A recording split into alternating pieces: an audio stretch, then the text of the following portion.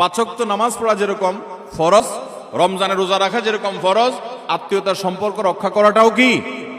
অনেক মুসলমান এটা জানেন না। কয়েকটা অপরাধ আছে, এগুলোর শাস্তি আখিরাতে হওয়ার পাশাপাশি দুনিয়াতে হওয়াটা অধিকতর উপযুক্ত হবেই হবে, এর কোনো বিকল্প নাই, ব্যত্যয় নাই। আল্লাহ তাআলা এটি করবেনই। তার ভিতরে একটা হলো আত্মীয়তার সম্পর্ক ছিন্ন করা। অনেক মানুষ আছেন নিজের আপন ভাইয়ের সাথে সম্পর্ক ভালো নাই, বোনের সাথে সম্পর্ক ভালো নাই, কোনো যুক্তি খাটবে না।